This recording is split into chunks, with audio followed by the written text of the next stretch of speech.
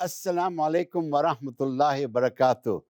It seems it was a long time ago, but time moves so very fast. And I'm so happy once again to anchor our program Inspirate Life.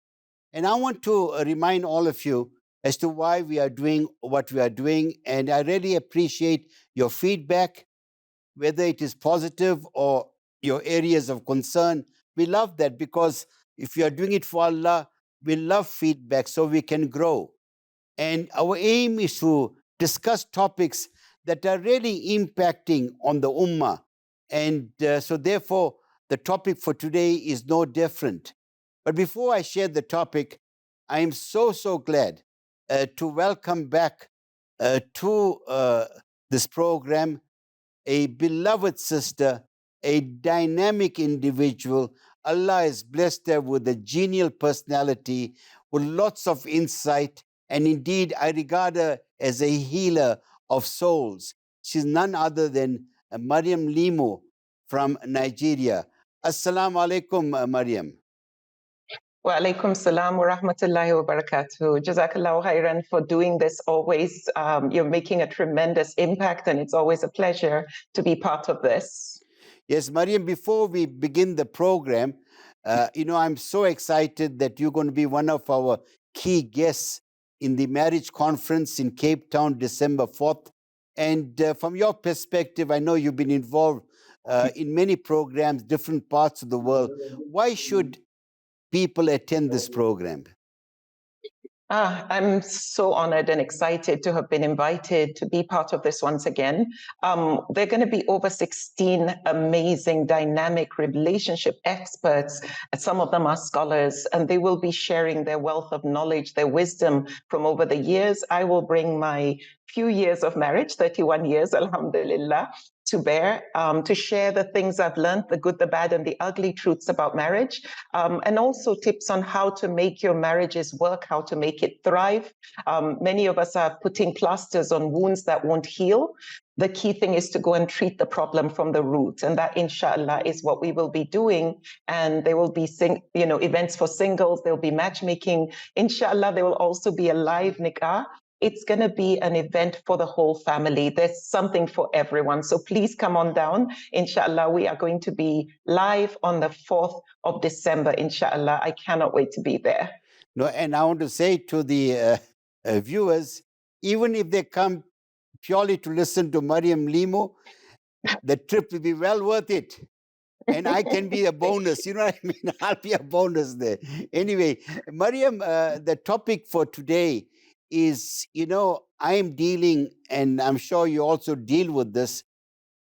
There are so many family dynamics, in the sense that I find more and more young people are becoming disrespectful. They're not respecting their parents. I'm not saying the parents are angelic, but I sometimes feel that parents are more sin against than sinning. And the kind of responses from the children is often unacceptable. Why you think this dynamic is happening? What do you think is the way forward?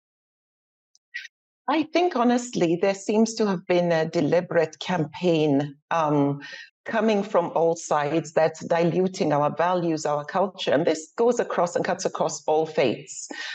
When you go on your devices today, all you see are things that, try and destroy and erode from good old family values. And then, of course, as Muslims, our values as Muslims, unfortunately, our kids spend more time on their devices or watching TV than they do talking to family members. Then you talk about the company they keep, the negative peer pressure.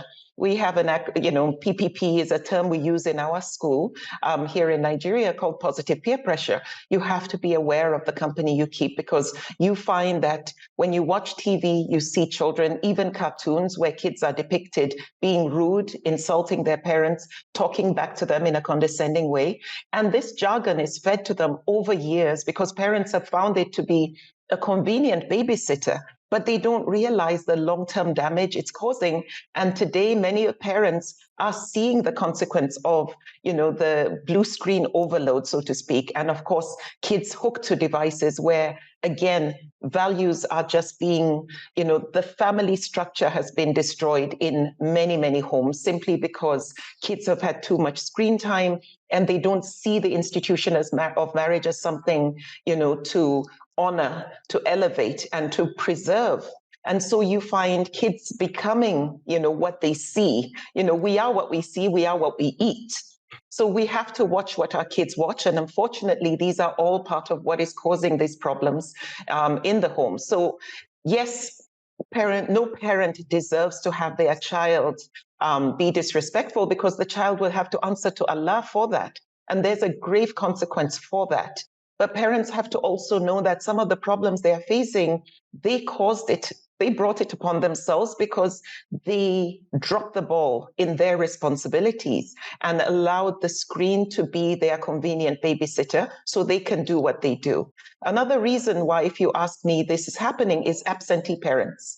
Again, what are they doing? Who are they with when they are not with the family, where the institution of a family unit is not being, deliberately modeled for the kids to be able to connect and bond with family members, with their parents and grandparents and extended family. So there's a lot to do to try and make sure we go back to basics, the way Islam preaches. Rasulullah Sallallahu Alaihi Wasallam said, I've been sent to tie the bonds of kinship.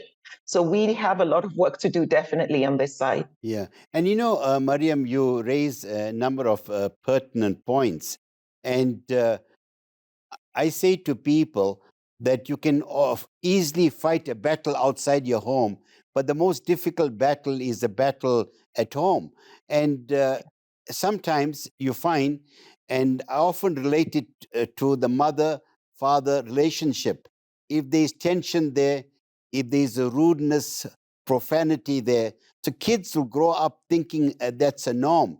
So if you look at, I know we're going to talk about it, in terms of a solution, do you not think sometimes because mom and dad are not on the same page, so they are creating an environment of conflict, and children are children, and they'll be able to manipulate this particular dynamic?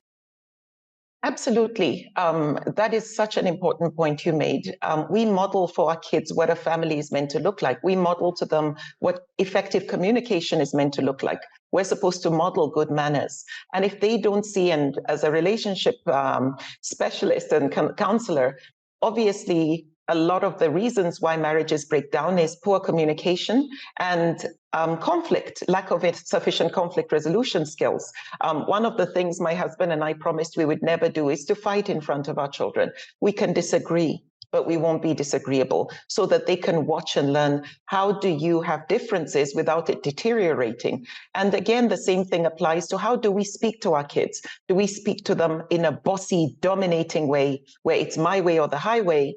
At one point, our kids will grow up to that age where that doesn't work anymore, where they start to lose respect because we're not walking the talk.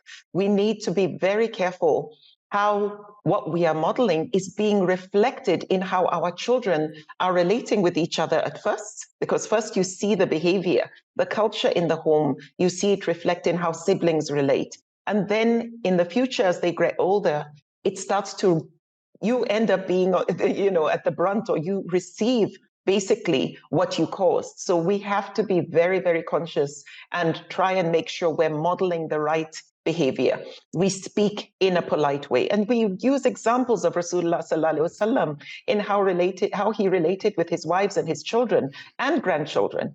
And that is such an important thing that's missing in the home, which we need to bring back. We have quotes and scriptures on the tips of our tongues, but it's missing in our action.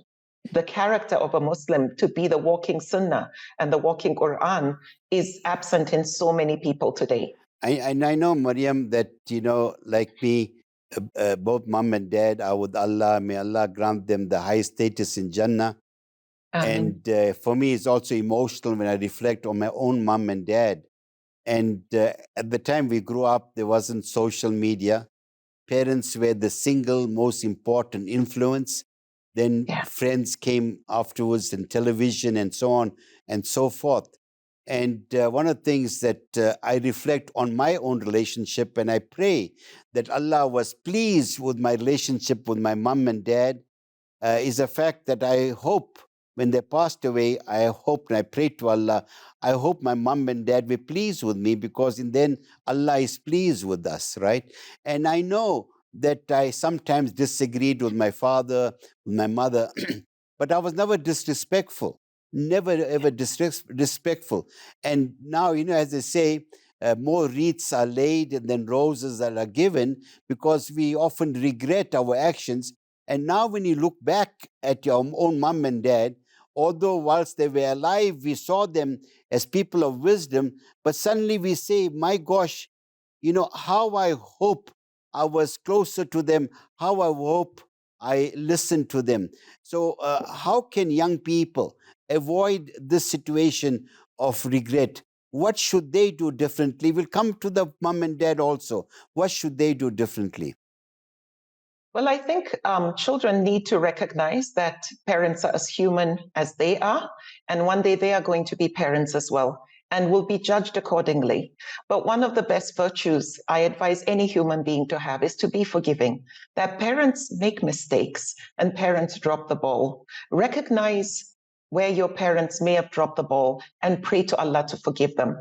And then make sure you do not recycle that thing that you detested. However, you have to be conscious and intentional in treating your parents with dignity, with respect.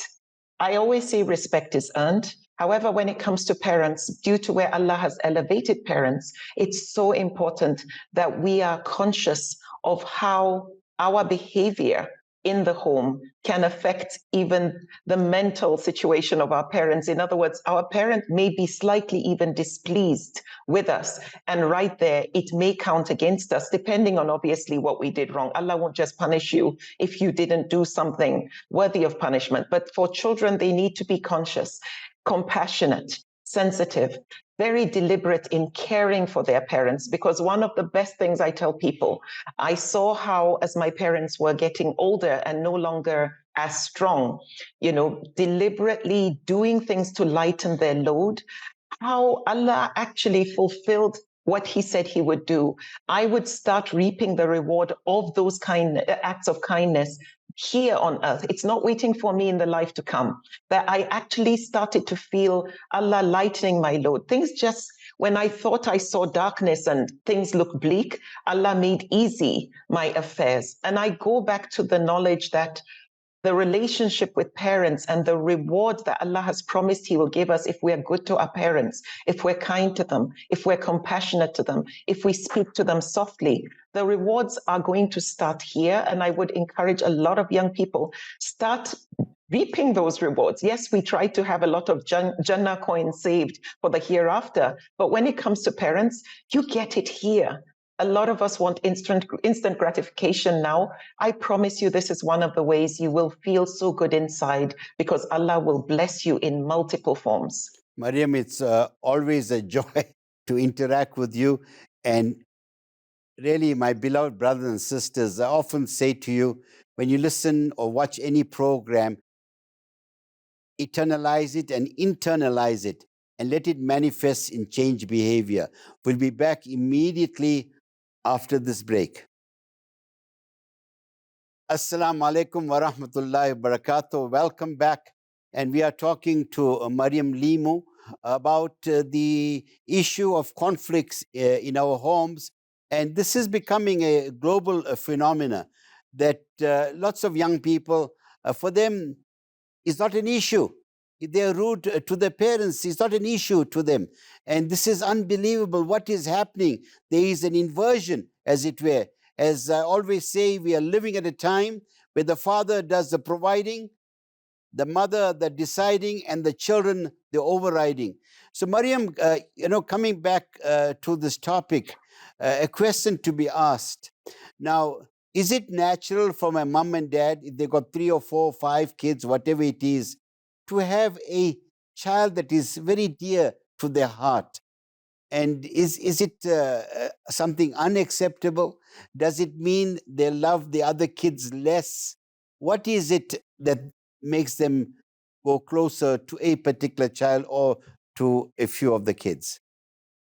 Beautiful question. Well, Rasulullah Sallallahu Alaihi Wasallam said that the heart has been created in a way that it loves those who show kindness towards it and dislike those who cause it pain. This is Allah's work.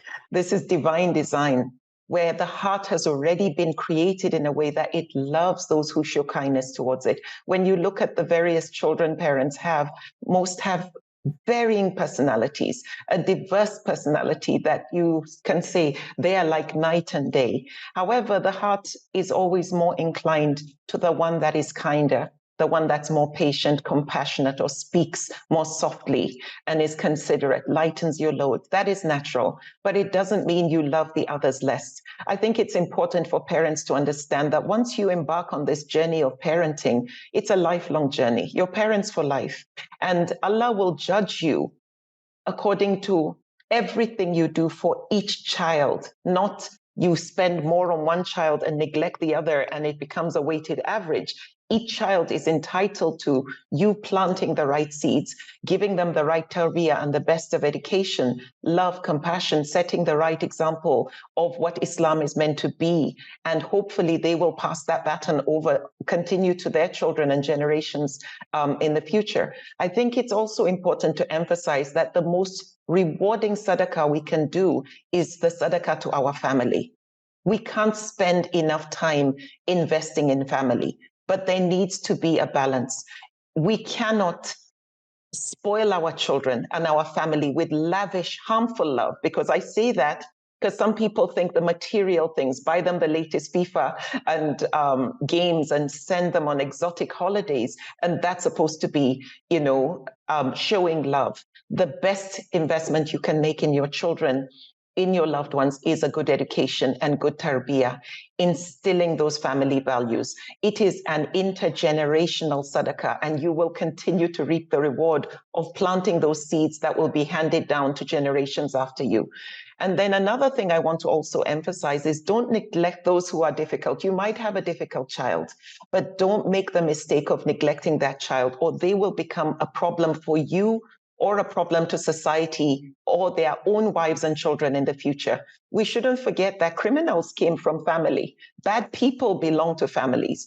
Think about Cain and Abel, Abu Lahab, Ibrahim's father, Lot's wife. I mean, we've seen examples from stories of the prophets behind, in the past. Let those be lessons for us, that if you ignore one because they are the difficult one, they're the ones causing a lot of stress in your life, they could be a problem in the future for you.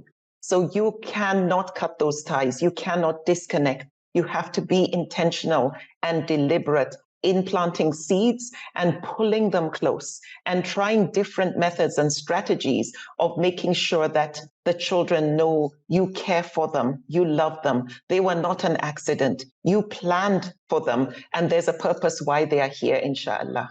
Marriam, the thing that, listening to you, there are a few thoughts in my mind. Let's look at each thought, right? The one is, I often say to people that you must not treat your children equally, but with equity, because every child's needs are different. Sometimes you find your third son or daughter may have very low self-esteem. So you are trying to nurture that. And sometimes the other siblings misconstrue it as, why is it my dad and mom are spending more time with this particular child? And do you not think sometimes parents should explain themselves, knowing full well how they may be erroneously perceived? Absolutely.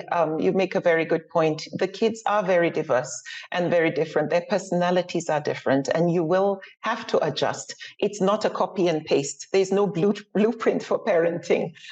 There's no two children that are alike. And yes, I think communication should be constant and regular in the home, where you can have a one-on-one with one child and explain why you're doing this, and even invite them to support you. That, this one's, because as we're running a school, and Uncle Idris, as you are obviously in education, there's something called differentiated learning. For me, I'm actually a very visual learner. You need to practically show me something to really get it, whereas someone can read a textbook and fully understand it. These are part of the divine design of Allah's creation. So we need to relate with our kids, giving them what they need, but we make sure we carry everybody along and make them understand the why behind what we do, so that we also get their support and they, actually get involved in it, so that they understand this is a family thing. We're doing this together, but this one needs this, whereas you point out to that other child, the fact that these are their unique needs and how you are adjusting to make sure you satisfy those needs, but this other one is different. So definitely, I think it's important you adjust, but you communicate why you do certain things a certain way. Right. And the other aspect, I think lots of fathers and mothers, they want to develop children that have a healthy, they are self confident. And I came Yeah. across this the other day. It's incredible. If you are receptive to new knowledge and you're prepared to learn, there's so many things you could learn. I learned the other day, someone said, instead of us concerning ourselves of developing children that are self confident, we need to develop children that are Allah confident. And how important is that, Marriam? I think it's so critical, because the way Islam is, and we've heard the cliche terminology that Islam is a way of life, it really is. If you are conscious of Allah, you have taqwa, and you are confident in your faith that you're on the right path, the right Sirat al-Mustaqim, inshallah, you find that alone, is personified in how you relate with people. You do have more confidence in how you relate. So it has a domino effect. Have a connection with Allah, Allah will fill your heart. He will give you that inner peace. A lot of people who are insecure, who are dealing with self-esteem issues, if you go back to the root cause, you find that by filling their hearts with the love for Allah and following Allah's guidance, wallahi, it will translate in how they live their lives, how they succeed even, which adds to confidence. So definitely it's important to plant those deep roots of the faith, of the religion, and confidence. A lot of people just tell their children, pray. Why? Because Allah said so. And He will reward you. That's it. You need to teach them the maqasid of the Sharia, the why behind the injunctions of Allah, so they have confidence as to why they are doing certain things. When my son asked me, when we do ablution, why do we do it in this particular way? What's the significance of, actually cleansing certain body parts? We need to be able to break it down for our children so they understand, so nobody can question their faith and they will just seem insecure or uncertain, but they can look them with confidence and say, this is the why. This is the reason why Allah says don't drink. This is the reason why Allah says don't smoke, don't do this, and why Allah says do these things. And they will help you. They will definitely help you flourish in life, inshallah. Marriam, the other aspect that I want to just chat about is, I learned a long time ago that all of us are products of our environment. Sometimes a father or mother may grow up in an environment in which his dad perhaps was harsh, was violent, was aggressive, and he grows up not benefiting from the love of this particular father. And it has become part of his own DNA, and he replicates that with his own children. But children themselves, when they reach, in the teens or beyond the teens, they ought to also have an understanding to look back to say, you know what, my dad or mom, they are not malicious. They intend good, but they do not know how. They do not know how to express that love. Do you think that is an important aspect also? Self-awareness is really critical for every human being, because that's what helps you recognize these things. So I always encourage people, you know what, if you can't take a self-awareness course, just go on YouTube and watch videos on self-awareness, because those are the things that help you identify the things you witnessed. It helps you have almost a 360 understanding and emotional intelligence as well. The reason why I emphasize this is because during my premarital courses, I tell people, recognize the things you saw growing up that you detested, and make sure you are conscious that you will not replicate it.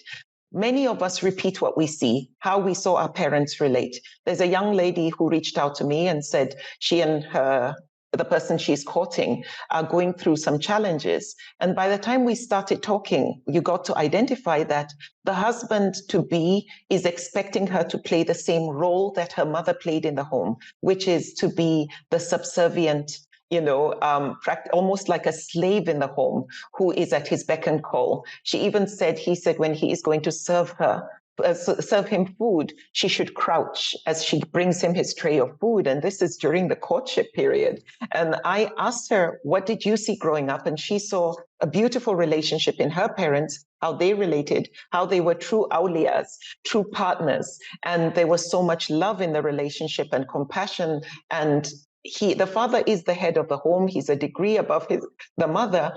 But she said they seemed like true partners. So I said, is that your expectation of marriage? She said, yes. And I said, well, definitely this is his expectation of marriage. And until he recognizes that what he saw may not have served the mother well, she may have accepted, she may have felt this is how her mother also did it. But it doesn't mean it's the right way to do it. We have to recognize that there are times where we need to break that cycle. We need to make sure it stops with us and we don't end up repeating it. So for me, I think recognizing what you didn't like and making sure you don't repeat it is very critical. Self-awareness is key. Some people will never recognize that there's anything wrong with what they do if they are not self-aware. So that's an important thing I feel every person should learn. Marriam, just think about this. We'll do it in the next segment. I'm thinking about a father or a mother who grew up in an environment where there was no expression of love, no hugging, and everything else. How can they start that process with the children? Are children too old to experience the beautiful hug of a father, a beautiful hug of a mother? And how can we demonstrate it and be the role model? And I want you to think about that, not that you require deep thinking. I'm sure the answers are at the tip of your tongue. We'll be back immediately after this break. Assalamu alaikum. I always enjoy interacting with Sister Marriam Lemu, and from the comments that I've been receiving, many of you have also been stimulated and when you listen to her. So, Marriam, coming back to you, in terms of that atmosphere of love, and our Nabi Sallallahu Alaihi Wasallam was so expressive about his love, right? To his children, his grandchildren. There's so many beautiful examples. Islam is replete with all those examples.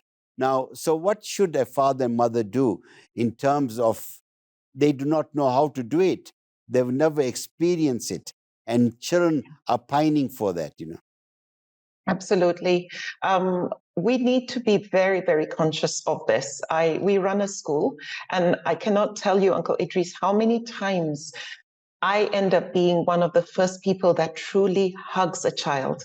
And it seems so strange and very foreign to them. And then over the 6 years that they're with us, you find they start to understand it's part of our culture, it's part of what we do, and how they start to give that love in return. For many parents, they need to recognize that sometimes they didn't see it, but they need to learn. I always say ignorance is not an excuse. You have to do the homework. And if you start with the homework of how Rasulullah Sallallahu Alaihi Wasallam related with his wives and again with his children and grandchildren, we obviously know the story of where he was praying with the Sahaba, and when he went into sujood, he stayed for a long time. In fact, when they were done with the prayer, the Sahaba had asked him, were you getting a revelation? And he said, no, my children were playing on my back. I didn't want to interrupt them. That is love. That is compassion. And even playfulness is love. And we need to know this. Remember again the stories of Aisha radiallahu anha racing with his husband, and he raced with her at another time. He put Aisha on his shoulder to watch entertainment. This is all acts of love. Love does not have to be just saying, I love you. But even saying I love you to your children on a regular basis and meaning it, because love is a verb, it's not just a word you say, but you don't show it in how kind you are, how compassionate you are. You need to deliberately learn it. You need to deliberately show it and start expressing it to your children, because they will now give you back what you give them. You need to know. Sometimes, and of course, there's a common adage, you can't pour from an empty jug. If you don't know what love looks like because you've never received it, you can't give it. Start to learn about it and give it, because as a parent, that's one of the things you owe your children is love, to show care for them, compassion. Compassion is love. Effective communication, kindness in your choices of words, those are all acts of love. So by the time you make it deliberate, that I am intentional, and no, you are never too old to start showing love. Uncle Idris, your question with regard to maybe your children are now teenagers and you weren't in the habit of hugging them or holding their hands, or sitting and looking them in the eyes and telling them how you genuinely feel, that you're praying for their success, you wish them well. These are all expressions of love. Or write a letter, write a note, saying it if you find it quite difficult, which for some people it may be. But try every method you can, because these are all things that will come back to you, inshallah, either with love in return, or at least the reward for breaking that generational curse, if I will call it, because you never saw it yourself. And the question to be asked, should you as a father or mother give up on your children and say, you know what, I had enough? Should children be disowned? You know what I'm saying? These are very important questions, and people go through challenges, and I can understand the exasperation and frustration of a father or mother when they got a belligerent child, a defiant child who is disrespectful and rude. But should they give up on the children? That's a very, very sensitive question. I think it's important for parents, again, to be self-aware, to see what caused this. Is there a reason why this child is so rebellious? Is there a reason why this child is behaving this way or is so cruel? And you think, if you know, I've done nothing to deserve this. I looked within, and I'm very, very intentional about thinking, where did I go wrong? Have I acknowledged it to the child that I should have done this different? I know some people say it's hard for a parent to apologize to a child. Honestly, I have seen it in my parents, and I see in how my husband and I relate with our children. I've never met a more effective, someone who apologizes in an effective way. When my husband recognizes, oh, I shouldn't have done that, I shouldn't have spoken to you in that manner, the way he says, I'm sorry to the kids, honestly, it's very humbling. And I always pray and admire, and I try to emulate what he does. But I think first parents need to recognize what caused this. But yes, sometimes you've got that one family member who is like the so-called black sheep. With regard to disowning a child, honestly, I don't think I'm in a position to say disown a child, because it's hard for me to reconcile that with Rasulullah sallallahu alaihi wasallam saying, I've been sent to tie the bonds of kinship. I think the connection should always be there. Don't disconnect. Because again, maybe your presence in their life could be what's holding them, what's keeping them from becoming a menace to society, from flipping completely and going over the top. You're disconnecting when they feel, I've got nothing to lose, nobody cares for me. A lot of kids in the street today, or people who are who are a menace to society, are products of that kind of dysfunction, where they feel, I have nothing to lose, nobody cares for me, I have to care for me, I have to do me. And unfortunately, they now become a serious problem. So for me, I think parents should continue to idfability here, return evil with good, always show kindness, never fully disconnect. You may distance for self-preservation, so you don't keep being on the receiving end of the hurt they give, the pain they give. But I think try and always keep giving kindness, and then be very prayerful. Prayers of parents will never go unanswered. This may be your trial.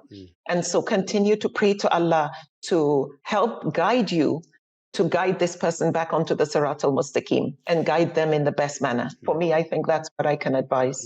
You know, Marriam, I'm reminded of an incident. There was this young person who was involved with drugs and I think criminality. And people gave up on him, and so he was incarcerated. When he came out, he was such a reformed individual. He became an asset to society. So they asked him, what made you change? He says, well, when I was there in prison, I kept on hearing what my mother used to tell me. My mom used to keep on telling me, someday you're going to be a better individual. I believe in you. Someday you're going to change. Someday you're going to change. He says that the mother's talk led to a positive self talk. And he felt so enamored and empowered by it. And then that affected the change. And I think, therefore, I subscribe to what you are saying, that, we are told in Islam, parents cannot leave anything better behind than pious children. When children pray for the parents, it is so uplifting. It is, inshallah, Allah will grant them eternal joy. And there's one other thing I want to ask you before we go on to the last segment, Marriam, is the fact that the one aspect is a dynamic between the children and the parents. What about the dynamic with the siblings? What about when there are tensions amongst the siblings? And It, what should be done there? Yeah, parents have to be sensitive at this point. When you have sibling rivalry or sibling conflict, parents have to be very diplomatic in how they handle it. Because that's often when kids start to feel, oh, you love this one more, or you keep making excuses for this one, yet they are the problem. They're the ones causing us pain.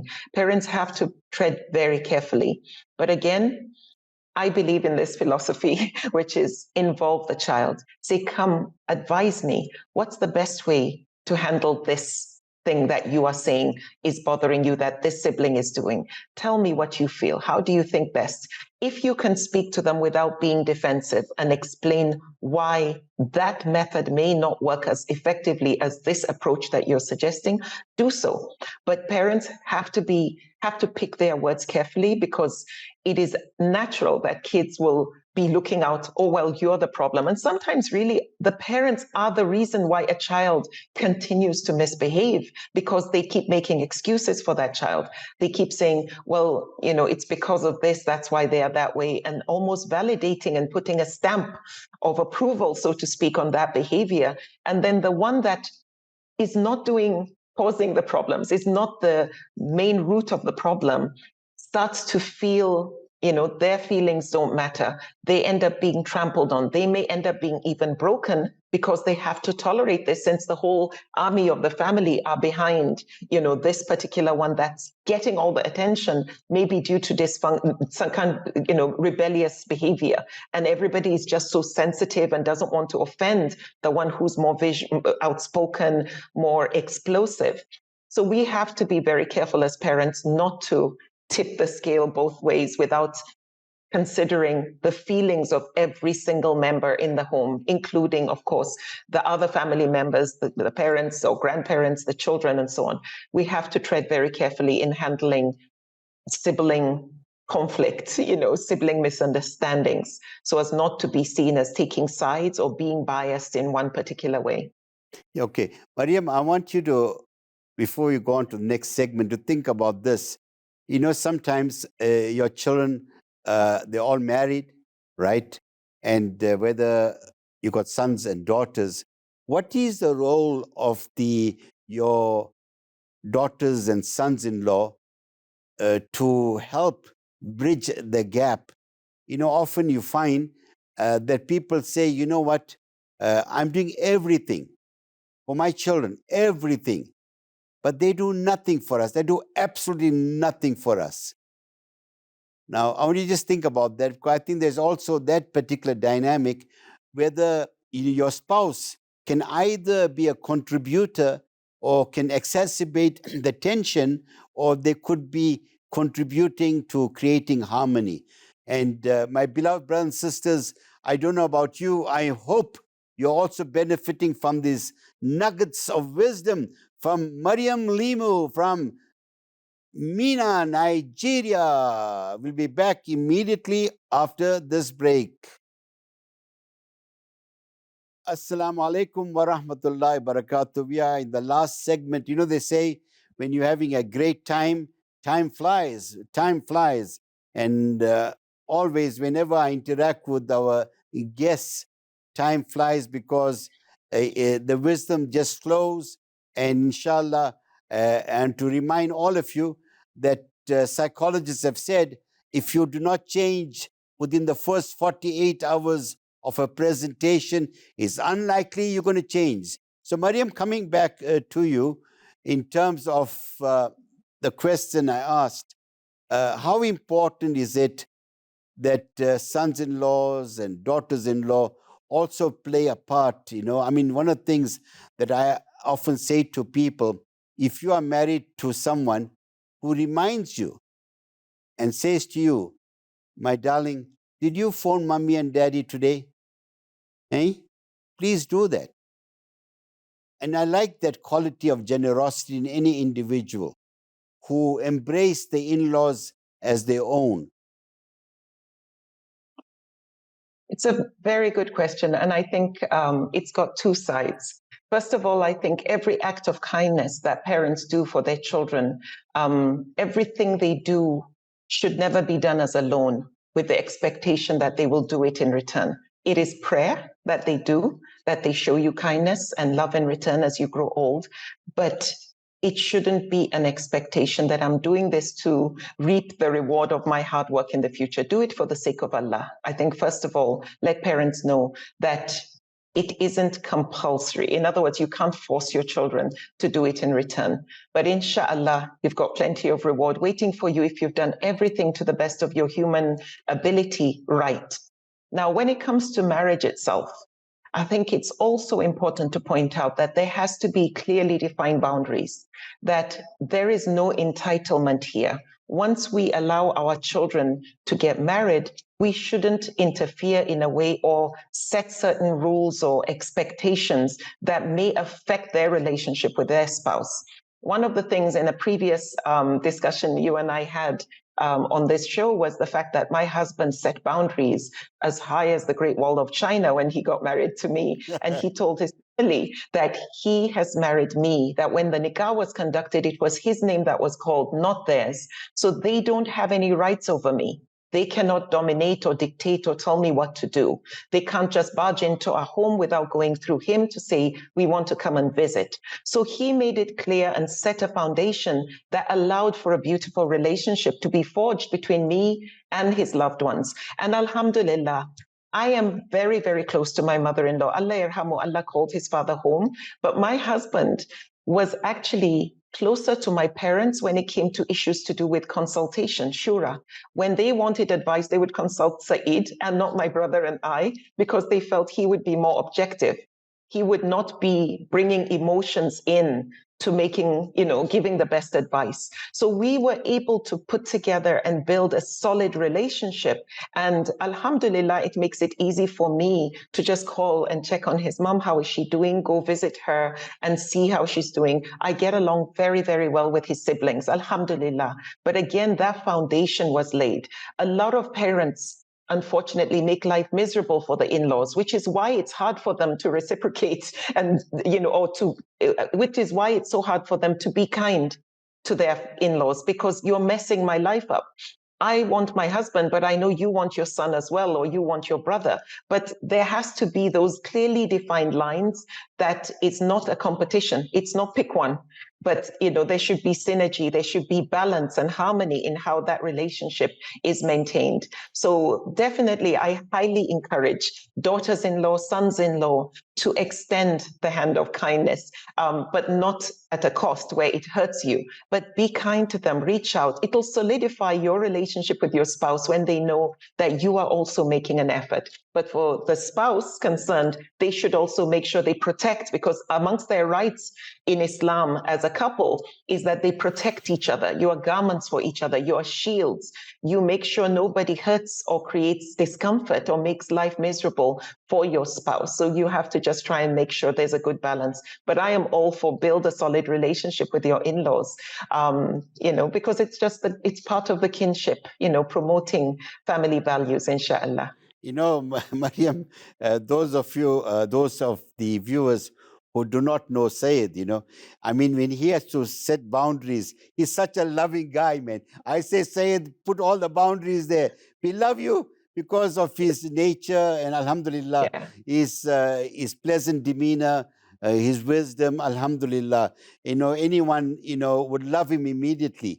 And I think that's important, in terms of your personality. And, for example, that when it comes to issues at home, we cannot pick battles about everything, because I say also, Mariam, that whenever you make a judgment on another person, it is often more about you than the other person. Maybe it reflects your own insecurities. And I think sometimes when people nitpick, that can be very, very problematic, right? Absolutely. Pick your battles. I think that's a common, the common language I use when I talk to counsel couples. Like, don't nitpick. Don't be that nagging spouse who raises and makes a fuss over every little thing. Make sure you talk about the most important things that matter, so that when you do raise them, you can sit and objectively address those issues to the best of your ability, and then move on and work on focusing on the good. I always tell people, the more what you focus on will grow. If you're always nitpicking and focusing on the negative things, they will actually become bigger. But the more you look for good deliberately in your spouse, in what they do, and validate them, I promise you, inshallah, including your children, we're talking about family here, the more you focus on the good qualities of your kids and highlight their kindness, believe me, inshallah, that's what will continue to grow. The thing that we are reminded about in Islam, that however you treat your parents, so will your children treat you. And it is one thing that you'll see it in this world and in the year after. And, I mean, there are people watching this program. Some of them may have issues with their parents and vice versa. They haven't spoken for a long time. Now, what kind of practical advice can we give people that are watching this program? What can they do differently so that they create an atmosphere of harmony, of togetherness, and what can they do? Since we are able to fast forward and see what Allah has promised will happen in the life to come, we need to look at our relationship today. And this is a common exercise I do when I'm counseling couples. And I say, are you okay with your children replicating exactly what they're seeing right now in the home? Are you comfortable with that? If both of you are called back home to Allah today, are you comfortable with everything your children had witnessed in how you relate, how you communicate? Do you feel you've passed on the baton in the right manner, that your children will, inshallah, mirror your good behavior and hopefully upgrade and be better than you? You've set the ball rolling. Or are you going to say, oh my God, I don't want this to be my witness? Because we have to constantly think about the life to come. Like Rasulullah sallallahu alaihi wasallam was asked, who is the cleverest of believers? And he said, the one who remembers death, but is better prepared for the life after it. Now, if we always remember that, and Uncle Idris, the visualization exercise where you picture your life has come to an end, what will you be remembered for? This is what makes you live intentionally. What will you be remembered for after the life, in the life to come, means you have to start now. You have to do it. So what do you do with your children when it comes to how you speak to them, how you communicate, how you apologize if you do need to apologize, and how you start planting the right seeds through your examples, not just through words that sound beautiful, but you don't actually practice it. You need to model that behavior the way Rasulullah sallallahu alaihi wasallam modeled his behavior to us, which we are 1400 years later, still hopefully trying to the best of our ability to also model. But you have to ask yourself, am I okay with my children modeling what they're seeing right now? I think if you do that, it'll help you focus, because it means you sit together, you demonstrate, you stand up for justice, even if it's against yourself. That is modeling good behavior, because they know you are just. Do they hear you being truthful, or do you lie and say, oh, tell so-and-so I'm not around? And then you say, don't lie. There are so many mistakes parents make. Do you spend your time on your device while you're watching TV, and then your children do the same and you now complain that you spend too much time on your device? What are you actually modeling? You need to become more aware of yourself and what every single act you do means to your children, because all you're doing is just setting up the future for them. How do you communicate with your spouse in their presence and behind their back? It doesn't matter. How do you communicate as a couple? Is it with respect, with kindness? Do you choose your words carefully? How do you communicate with them? Because you're teaching them how to communicate with their own children. So these are all the things I think parents need to do. Is all about intentionality, all about being deliberate, and constantly working on making sure you're modeling everything. Just remember, you are the role model, and you're passing on the baton to the next generation. There are two aspects. The one is often, and I've seen it, and it's becoming almost a perennial or is recurring, is when you, as a young boy or girl, when you misconstrue or misinterpret the actions of your parents. And but in your own mind, it is embedded, and this creates, attitude of defiance and resentment towards them. But you have never spoken to them about it. And one day, an atmosphere is created when you pluck up courage and you sit down with your father, and instead of being belligerent and harsh, you say to your father, Daddy, there's something that happened years ago, and I don't know. I've come to this conclusion. I may be wrong. This is what happened. And the father says, oh, no wonder you change your behavior towards me. Do you know what really happened at that time? Why I'm saying that is the fact that people make those judgments, and without engaging the other. And how important is it that for people that are hurt, who feel marginalized, to have this conversation with the parents, that, as psychologists say, revealing is healing. Yeah.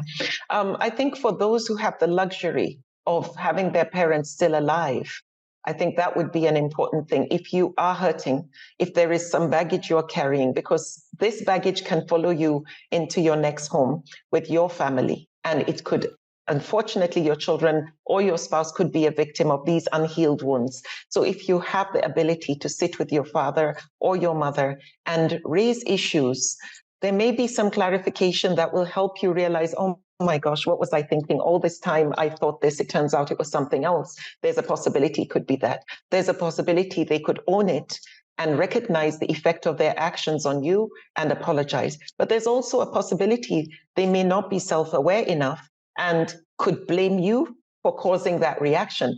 Allahu alam. You can't control how others react, how others behave, but mentally know that just raising these issues with sensitivity, with diplomacy and tact and respect, that it's actually helping you, achieve closure.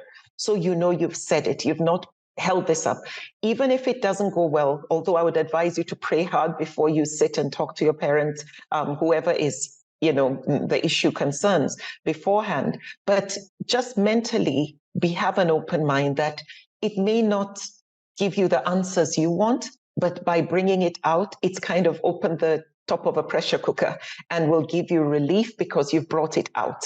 Sometimes you may not be able to speak to your parent about it, maybe because of the way they were raised and their disposition, but find somebody you can confide in to talk to about it. They may give you the right words that will comfort you and heal you, especially if it doesn't go well if you do raise it. But if you don't have the opportunity because your parents are no longer alive, talk about it with somebody who you know will give you the best advice. Somebody may be ready to just hear you, and that may be sufficient and all you need to be able to move on and heal. But pray to Allah to forgive your parents, no matter what it is. Pray to Allah to forgive them for what they did, either intentionally or unintentionally, that caused you pain or affected you in a negative way. May Allah lighten your load if you're going through this.